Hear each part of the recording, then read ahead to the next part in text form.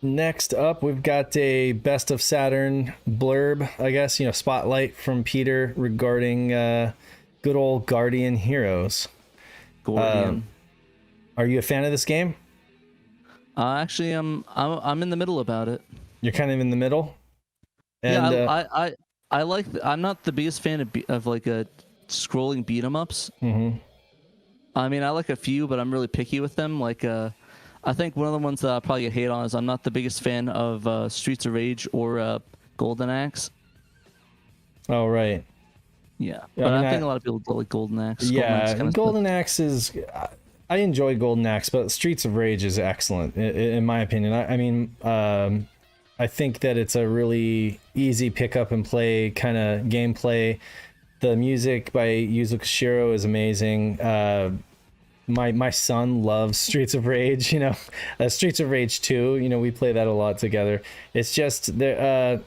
I feel like that game is pretty classic and it has some excellent gameplay. And of course, it's like inspired a whole line of like Beats of Rage games. But Guardian Heroes is a little different in some of the things that it's doing, because rather than being like isometric and having the characters just kind of be able to like float around on the background the way that Streets of Rage does, with this is like you're on a plane and you can either hop to the front or hop to the middle or hop to the back.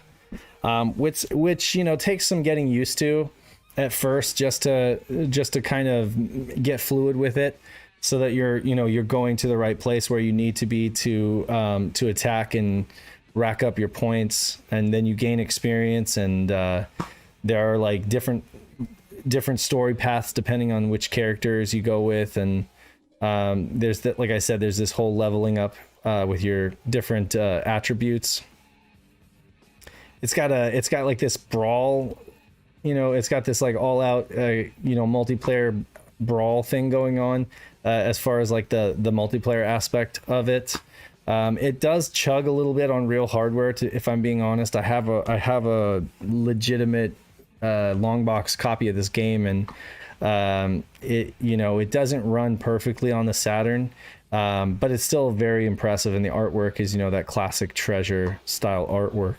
It's just that it's just that it was released on the Xbox 360, the live arcade, and that runs a lot smoother. I know folks who have tried both, who have played both, have said that it's definitely the better like gameplay experience over there.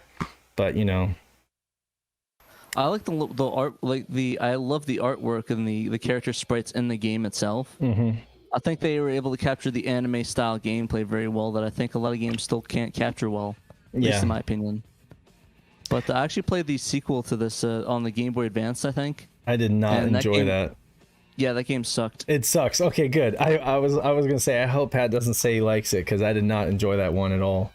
No, I thought it felt needlessly hard at points. It's like easy at some points, and then it's like incredibly hard at other points. So it's very like unbalanced, and it's just weird. Like it's. Some people I think like it just and have it just because it's another Guardian Heroes game, but I mean, it doesn't really come close to being as good as the original. If you want a good treasure game, play Ikaruga or a Radiant Silver Gun. Yeah, or Alien Soldier, or what's that other Did they do Bangai-O? I can't remember if they did that or not. No, that's I forget who did Bangai-O. Now that I'm thinking about Treasure. It. Okay, I don't think so. Oh, but correct me if I'm wrong. So somebody in the comments tell us if Treasure did Bangai-O. I didn't think that they did. I know they did that other one. And I can't now. It's escaping me. They did another one on the Genesis that was really amazing. Gunstar Heroes. Yeah, that one is really good. Yeah, so I really like Treasure games. They always did like crazy stuff, pushing the hardware. There's definitely some janky stuff going on, some inconsistent and janky stuff going on with this game in terms of the Saturn's transparency layers, where it's like they were able to do transparency, but then in other places certain objects are not transparent.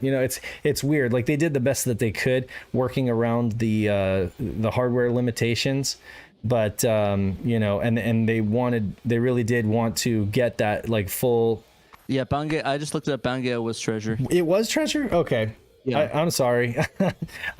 You know, I'm not a huge Bangai-O fan.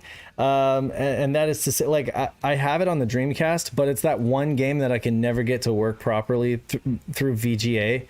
Even if I force it, it just doesn't work on a VGA monitor for me, so I don't end up playing it very often. You gotta get that. You gotta get that RGB set up, my friend. Get the RGB set up. Yeah, I guess so. That's one of those rare cases for RGB SCART for the Dreamcast rather than the VGA, which I think the VGA looks superior for Dreamcast on almost everything, but Bangai is a good use case where going SCART would actually make a lot of sense. Yeah, it's kind of weird. I think there might be some patches on there that if you have the mode. I used to be hesitant at getting the VGA patches, but since the mode you can just throw them on there, I just don't really care anymore.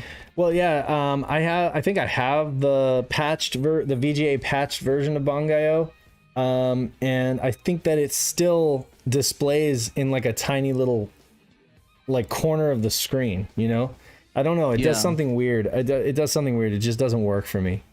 But he's with me. He's like VGA all the way. I mean, all the way except for those very few games that you can't play with VGA if they decide to be weird, you know. And in that case, it's nice to have like it would be nice to have like an alternative. And I mean, I imagine that the Saturn I imagine the Dreamcast RGB SCART on like a BVM or something like that looks amazing. So, you know. Yeah. I mean, there's some games that don't run RGB, which I thought was kind of shocking too. Yeah, exactly. There's some interesting fringe cases, but for the most part, you're pretty good to go for like 99% of the library, you know. But yeah, I was just playing VGA signal on a VGA monitor. Oh my gosh.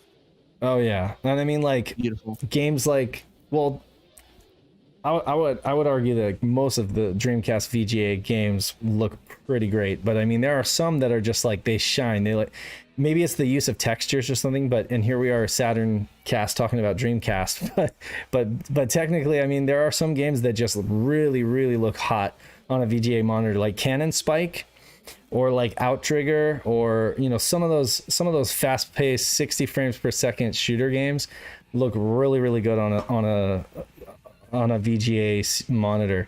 Even Sakura Wars. Go ahead. You know what looks better than a VGA monitor with those games? What's that?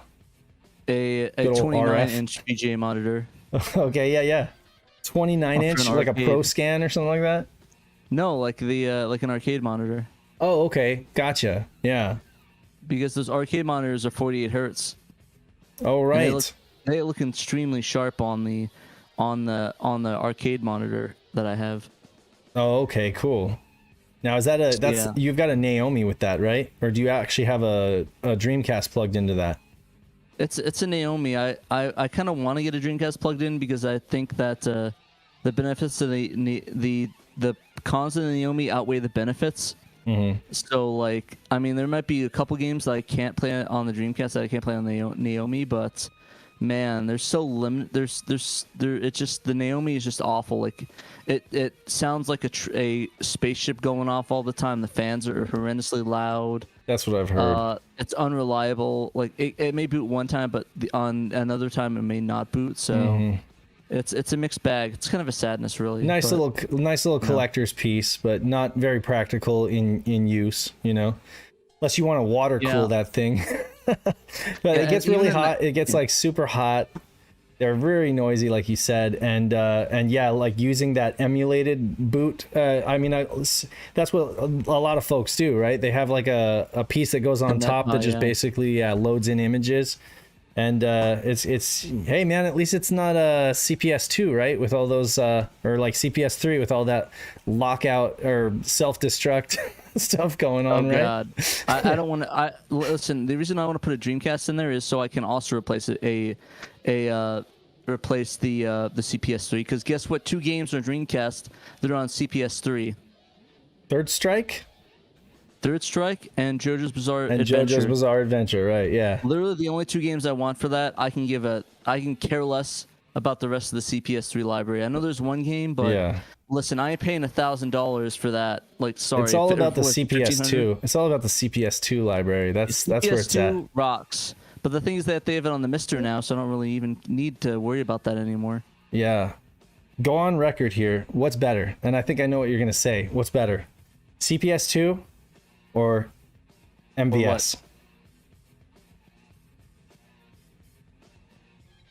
that's hard. Dun, dun, dun, dun, dun, dun. If I had to pick, so if I had to pick one, the other one will get crushed to death and will never exist ever again. Probably MVS, because I think MVS had the bigger library and better. Oh man! So you're taking King of Fighters over Street Fighter at the end of the day? Absolutely, I'll take King of Fighters over Street Fighter. Man, it's so hard though, because you're gonna lose. You're gonna miss out on. Well, yeah, you lose in Puzzle Fighter, Giga Wing, Mars Matrix. Were there some like Ninja Turtle games on the CPS2 or the Alien? Oh well, no, those were the Konami games. Okay, that's right. You lose Aliens vs Predator. Aliens Mars vs Matrix, Predator. Giga Wing. You'd lose. What was the other one? Marvel vs. Capcom, of course. Street Fighter, the Alpha series, that's gone. Mm-hmm. That's all on CPS. Well, actually, CPS1 had Alpha 1 port, but it's complete garbage, so don't even waste your time.